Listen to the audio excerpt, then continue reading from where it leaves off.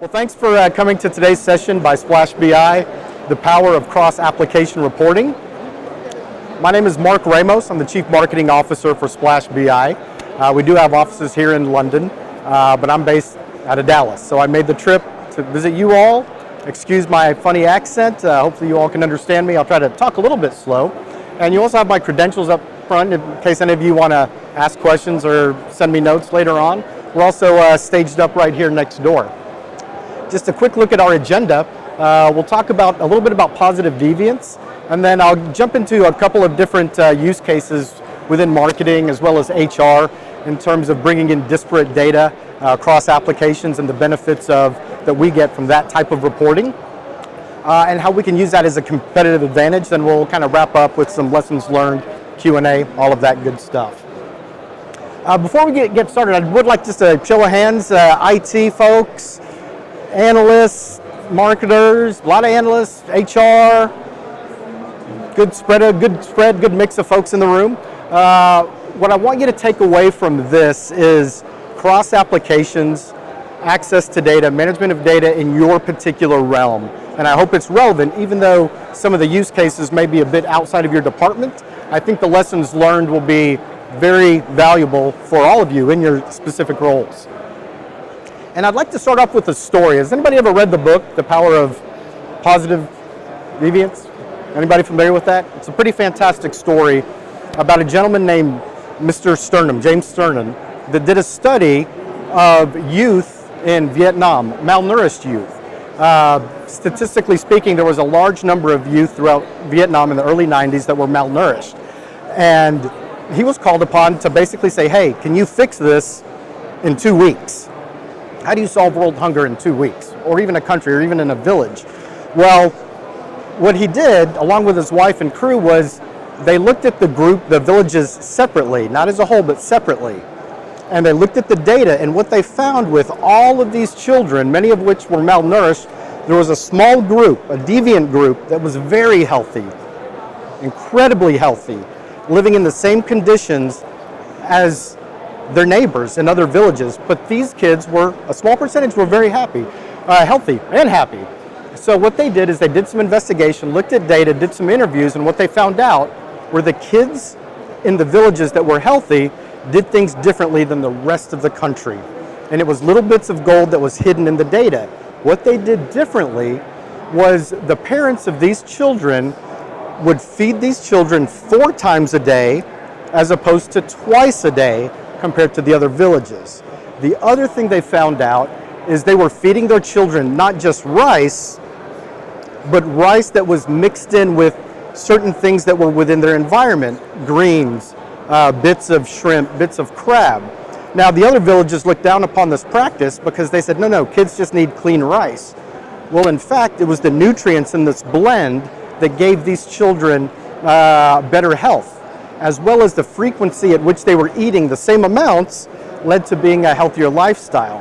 So what they did was they took folks from these villages, introduced them to the other villages to help them make a social change based on the data that was available to the group. So the answer was right in front of them the whole time, but it wasn't communicated out.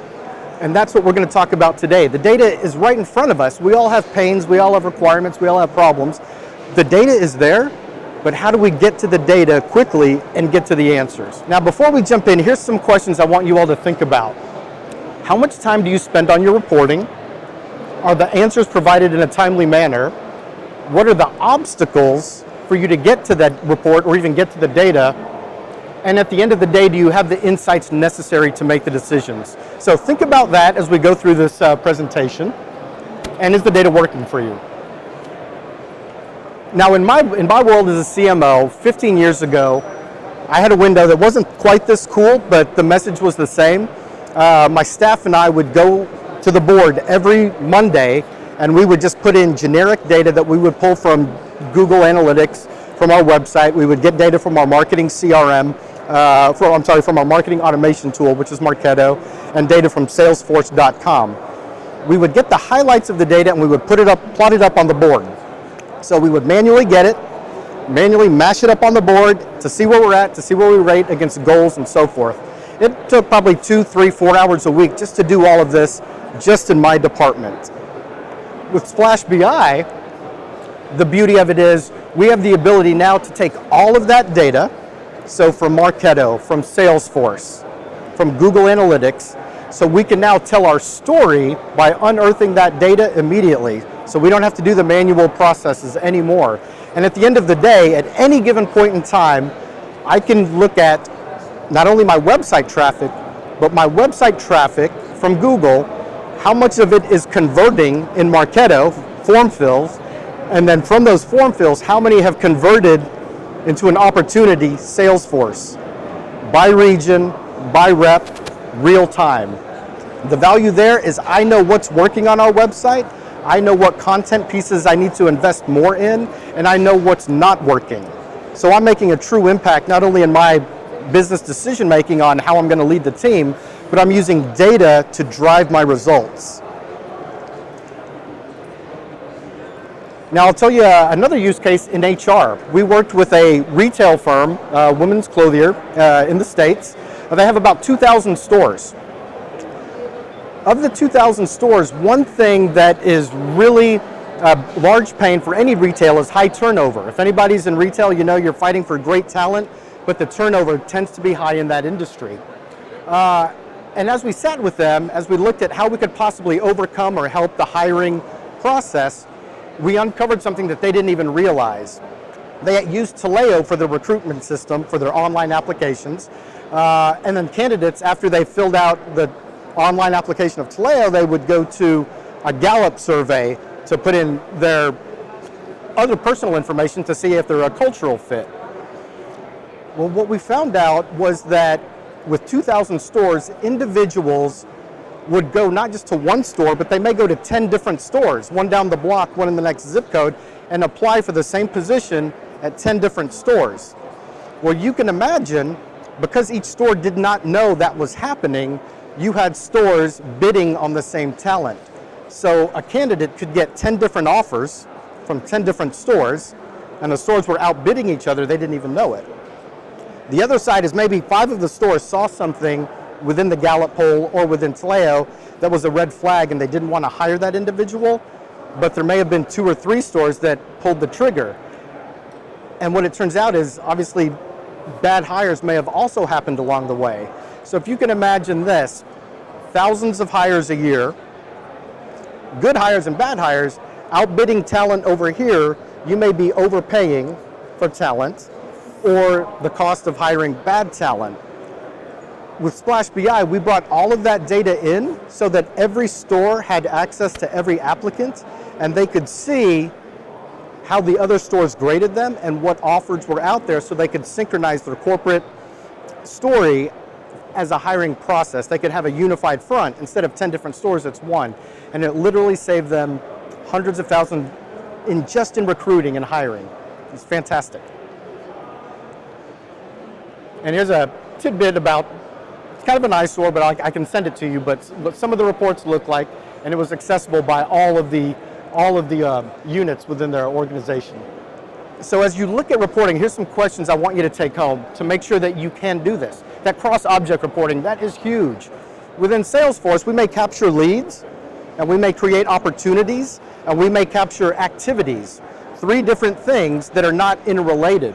But as a marketer, I want to know which leads are being called upon, how often are they being called upon, who's calling on them, and who has the quickest net return on converting those activities into actual opportunities. So it's a real business application for pulling in cross objects to tell your full story. Instead of doing it individually or looking at each line item separately, look at them together as one report.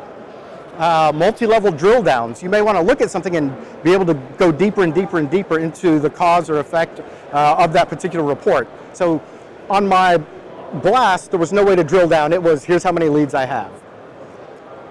In SplashBI, here's how many leads I have, here's where they came from, here's how much it cost me to attend that show, and here's how many calls affected that particular lead. Huge, huge. Dashboards, visualizations, Excel. I think it's always nice to have the availability to still work in Excel. Some folks hate Excel, but they're still, and I'm one of them, I love Excel. Yeah, it's great that I have these, don't laugh at me.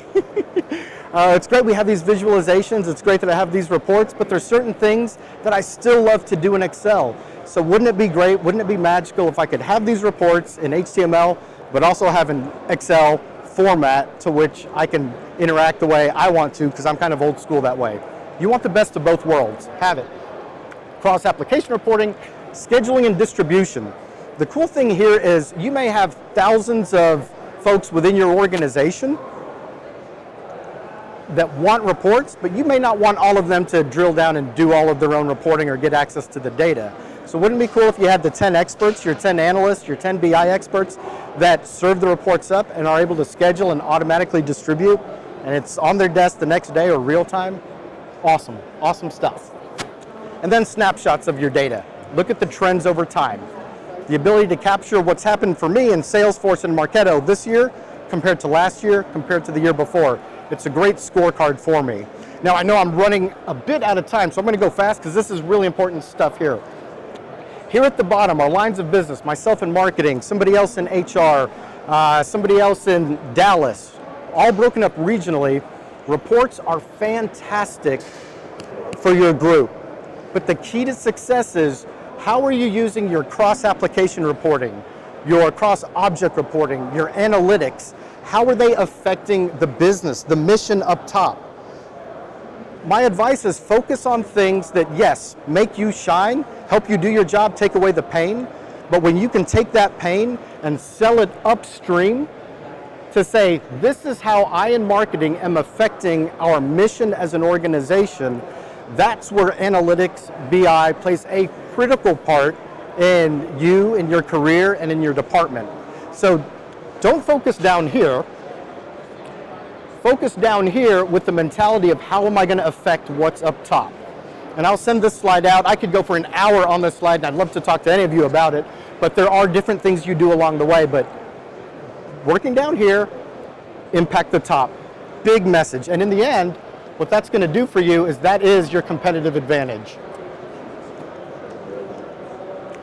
I'm going to run these reports, I'm going to watch these visualizations, I'm going to capture this data, and the reason why Mr. CEO, Miss CEO, Miss CFO is because if I do this, if we can spend 50 more thousand pounds, I was going to say dollars, that doesn't work here, 50 more thousand pounds on 2 more shows for my man Graham here in the UK, but it's going to net me $5 million, which CFO is not going to give you 50,000? They would take that trade all day long. Or in HR, if you give me this system that will help in recruitment, and I can hire 5 times faster, train 3 times better, and retain these employees, who isn't going to invest in a system for X number of thousand that's going to deliver you millions?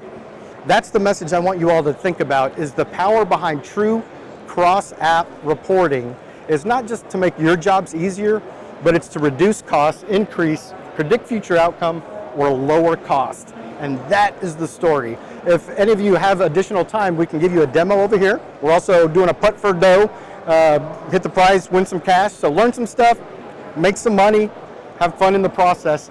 And I'm going to leave you with 2 thoughts. Produce the hidden insights, just like Mr. Cernan did. The hidden insights in the data. He was solving world hunger. We're just trying to run our business a little more efficiently. Not quite the same. I'll solve world hunger, put that above anything else all day long, but the premise is the same. And then the lessons learned. Number 1, when you go to look for a BI solution or a BI path or your BI journey, don't try to do it all at one time. Grab 2, 3, 4 things that can make a difference in your department, and those 2, 3, 4 things that can make a difference to the organization's bottom line. It will be signed off all day long. And then when you're done with that, you do 2, 3, 4 more things, and do that for the rest of your life. That's career longevity, that's job security, and BI never ends. That's the beauty of it. Analytics reporting never ends. It's only there to make you better. So you may become 10% better this year. Next year, use the same reporting, the same tactics to become 10% greater. The second thing is culture. The mind shift within your department is the reason we are running these numbers is not to babysit you. The reason we are running these numbers, running these reports, is to show how you fit within the organization and how you impact the organization. So not just the department, but remember up at the top. New hires, millennials, they need that type of vision, that type of career path, and that kind of fit. And it's all within the data, it's all within the numbers. My name is Marc Ramos. Thank you so much for your time.